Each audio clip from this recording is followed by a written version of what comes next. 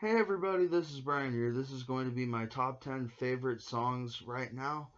There's a lot of different genres and eras on here, so hopefully there's something on this list for everybody.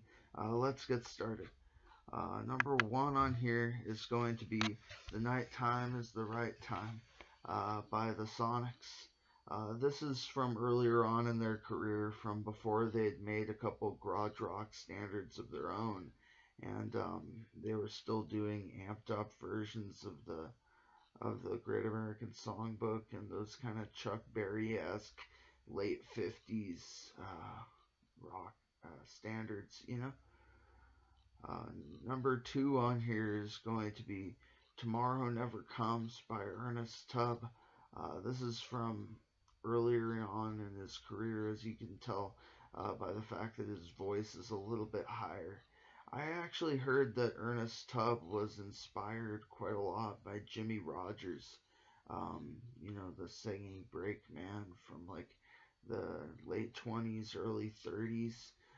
Really important figure in the development of country music and just recorded music in general. But yeah, this is obviously when Ernest Tubb was trying to emulate his voice a little bit more. I think that's pretty interesting. At least I hear it. Um, Tell me what you think if you listen to that song.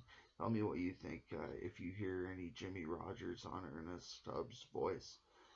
Um, he doesn't yodel or anything on the nose like that, but I'm just wondering if you kind of hear it in the fact that his voice is a little bit more high and quivering. At least that's what I hear. Um, Number three on this list of my favorite songs right now is going to be So Far Away by Stained. I think this is one of the best songs of the last 20 years or so. I think, it's come up on this list when I've done it in the past. So I won't go too far into detail on So Far Away by Stained because when I've done my current favorites, in weeks before, I've actually picked this song on I think every single list probably. So I don't want to make you guys sit through the same shit over and over again. But yeah, this song remains one of my favorites currently as it did before. Number four on here is going to be a new song that I heard for the first time when I was researching an Ernest Tubbs CD that I actually planned to order. And I ordered it, and it was really good. If you're looking to get it, it was that CD. You can find it on Amazon, by the way, of Ernest Tubbs' best hits from like the mid 50s through the early 60s. That 10-year period, and it has like three discs, and it's a really good value. Every disc is awesome, pretty much. Yeah.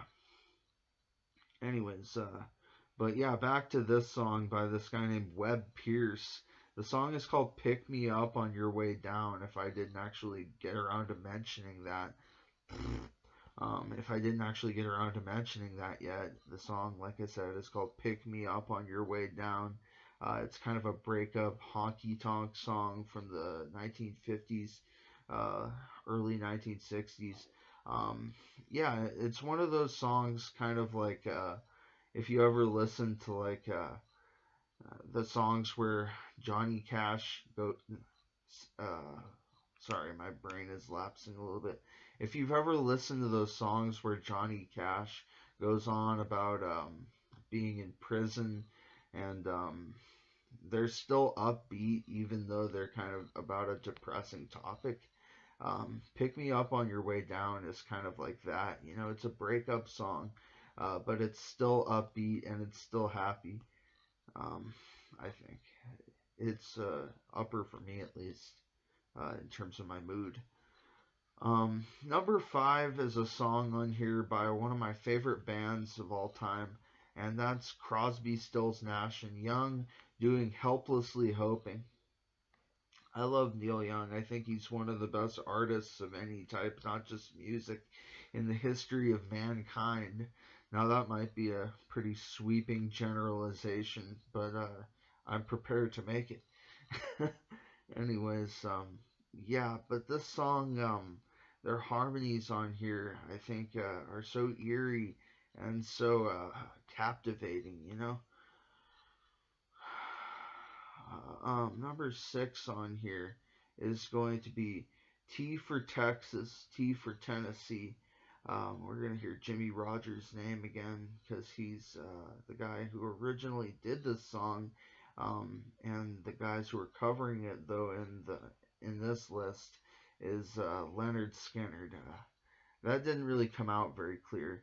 What I was trying to say basically is number six on my list is Leonard Skinner live doing a cover of Jimmy Rogers' song T for Texas. So, yeah, that's what's actually coming in here is Leonard Skinner's live concert performance of T for Texas, basically.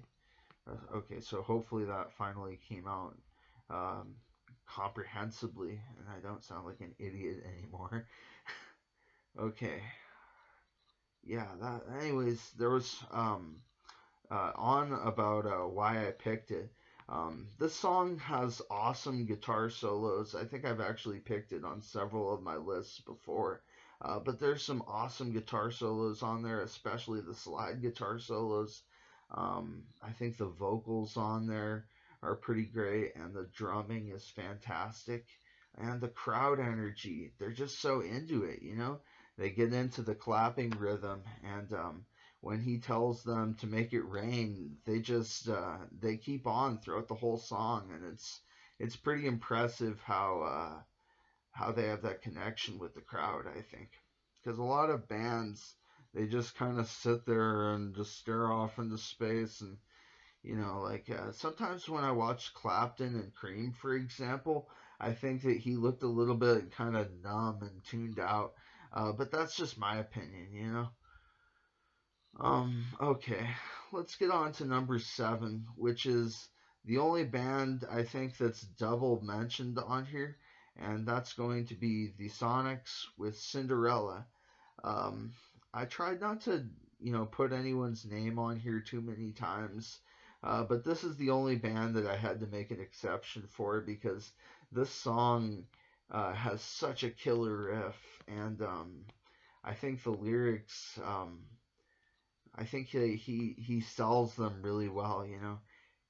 They're pretty simple. He's just saying, "Hey, hey, Cinderella," but the grit in the guy's voice, I think, puts it over the top. Okay, number eight on here is going to be a little bit more, or a lot more of a soft direction, and that's Tin Man by the 70s supposed one hit wonder America. Everybody knew them for the song Horse with No Name, but they have a lot of other good music too, such as Ventura Highway and the song that I'm mentioning here, Tin Man. America is a really underrated band. Um, I've heard them get called kind of like a Neil Young sound-alike or something like that. But I think America has a lot of underrated songs and things that might not have made as much of an impact on the charts, but were still great music. Okay. Number nine on here is another song that I might have mentioned in the past on this type of list when I've done it before, and that's Stevie Ray Vaughan doing Texas Flood live at El Macombo. I hope I'm saying that right. Um, Basically, I find this to be um, one of the most amazing live performances I've ever seen. He's just such a virtuoso. He goes from playing with his teeth to playing behind his back, and it's just like, hey, I'm surprised he didn't make the guitar levitate at some point or play with his toes while he still had his shoes on. I mean, you'd think the guy could do practically anything. I mean, it's just uh, it's just kind of like watching Hendrix at Woodstock. You know, it's just like how does he do it? Um, yeah. Anyways, I think that that's one of the best extended guitar solo jam type blues songs that I've ever heard. Anyways, next up, we're going to add a little bit of diversity to this list and pick a song from a way different genre. And that's, we're going to add some rap to, hip hop to this list with Immortal Technique. Actually, more contemporary hip hop, you know? I wish it was more contemporary. He hasn't made any music since like 2011. But this is one of his earlier songs from like, I think 2001 or something like that.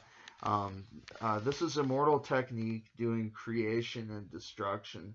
I think this is off his first album, Revolutionary Volume 1. This guy's probably the best rapper of the 2000s and 2010s.